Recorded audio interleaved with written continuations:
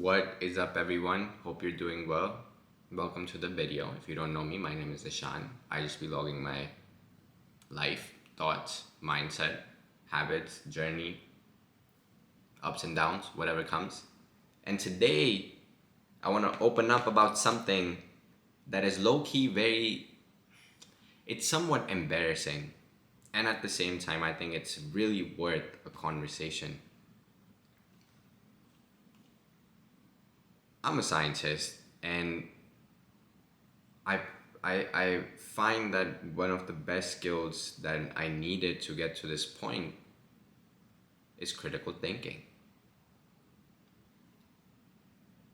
Over the past year, I've gotten to use ChatGPT quite a bit for work stuff, personal stuff. So I'm like well acquainted with how to use it, what to use it for, and like how to actually get the best out of it instead of simply copying and pasting or doing like basic shit with it. You know what I mean? Like all I'm trying to drive is I've had experience with AI, especially ChatGPT specifically, and now that now that I've seen some evolution of ChatGPT,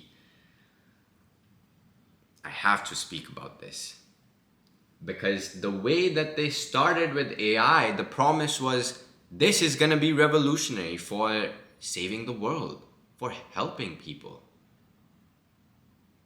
And I'm gonna be fucking real, bro. I don't know if that is where we're headed anymore.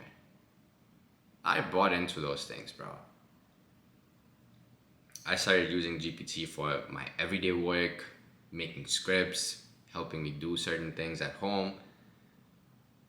And I don't know, the past like 2 or 3 months specifically, like my usage has gone down quite a bit. And it's mostly because I'm realizing that first,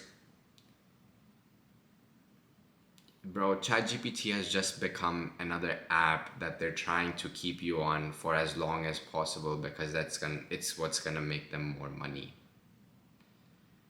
It's a very sad reality that I've had to face because I'm like, damn, like, dude, if you keep improving on AI, like, you genuinely can help the world and like try to address such crazy issues.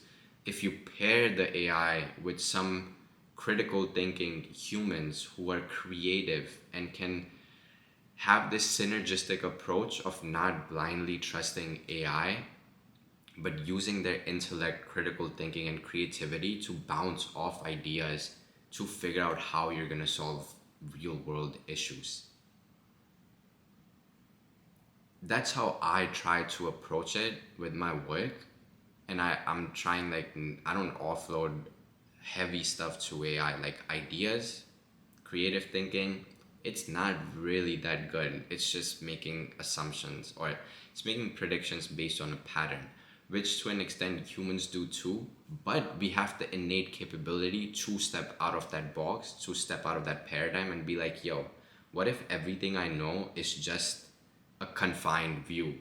What if I just for 1 second step out of that box and view the world in its entirety, or view the topic in its entirety and consider the other points of views?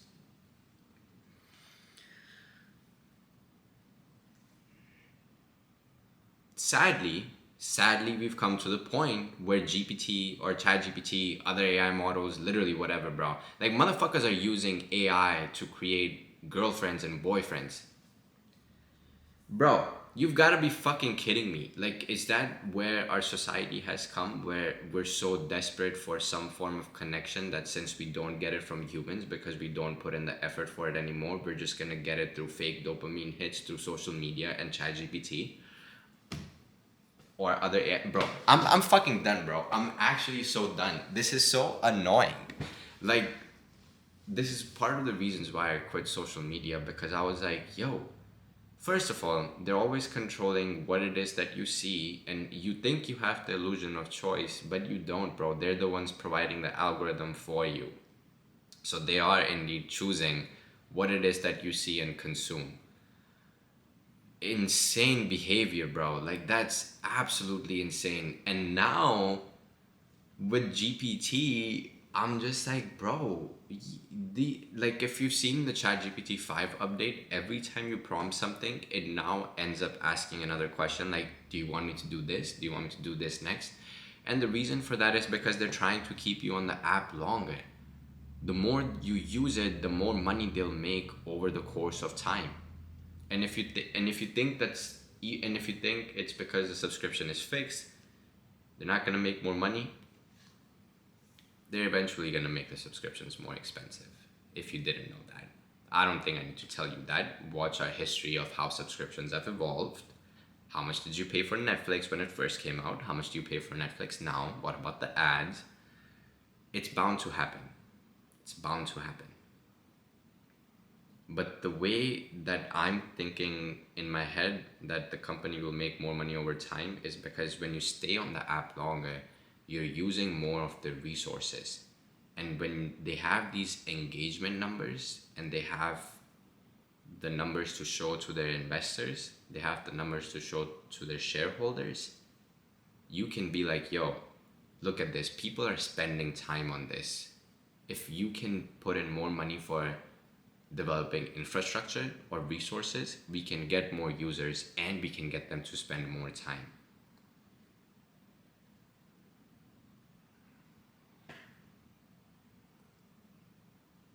In the long game, I think it's honestly sad, bro. Like I feel like I'm someone who's seeing how useful AI can be when you work with it synergistically and not just use it as a blind like, oh, like do this for me and then copy paste that shit, but rather go back and forth with it and really use your critical thinking and ideas to be like, nah, what you said is okay, but this can be made better by this. And if you say it like this, it's gonna flow even better. Like when you have your thoughts and ideas that blend in and are mostly that in the writing piece or your work that you're producing, it connects with people more. I'm telling you, bro. Another reason why I quit social media was because motherfuckers were just copying and pasting ChatGPT content. And you can, bro, like now you can even sense it in YouTube videos. And I can't even blame anyone, bro. That's the thing, because it does. If you're someone who needs to produce a certain output, like 2-3 videos a week, I can see why one would want to use some form of AI generation models to create some content, because it's really difficult to keep coming up with novel ideas that stick that often in a week.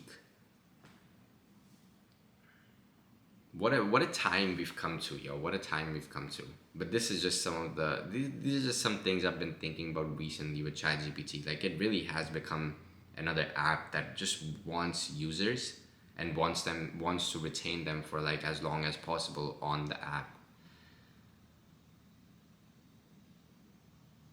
What a time to be alive, man. I don't know what's gonna happen in the future. My prediction though is that there is gonna come a turning point where humans realize that community and real deep human connection is something we all crave, and we need that because we are humans. That's honestly, community is a part of our biological wiring. Evolutionary, even small like microscopic things, they don't exist by themselves. There's usually like bacteria and shit are in colonies.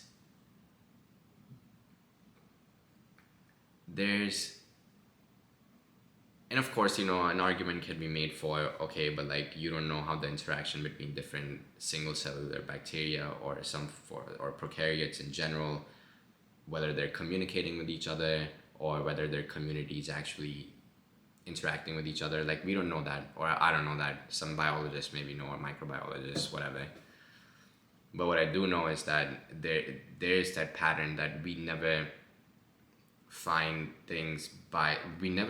life in isolation by itself, and something as complex as humans that has emotions and feelings with neurotransmitters and such, we seek deep and real friendships and relationships, and the fake connections that we've the simulation of connection that we've developed with social media, it's not going to satisfy us over the long run. I think we're just a little early on this curve because social media has only been around for like a decade or maybe like slightly more, but not that long ago. So our brains haven't fully computed and processed even like what social media is, how it's affecting us. So I think there will come a time in the next few years, maybe next decade, maybe 2 decades, I don't know when where there will be a great shift between how people use social media now and how they might sway away from it to really get back into human connection and human interactions in person, without phones, like just presence. All right, we're 10 minutes far and I didn't even want to make the video this long, but thoughts came pouring out. Let me know what you think about this AI stuff, especially ChatGPT, and what you think about how it has evolved to become an app that just wants to retain your attention for as long as they can. A topic for another video: how attention has become the currency, and then attention as the currency starts, but then leads into ads. So they're turning attention into revenue, which another rabbit hole to go down into. If you made it this far, I hope you enjoyed the video. Hopefully it made you think of some things and consider some nuances as to what how I see things, what's been going on. And yeah, let me know your thoughts. I will catch you in the next one. Love you.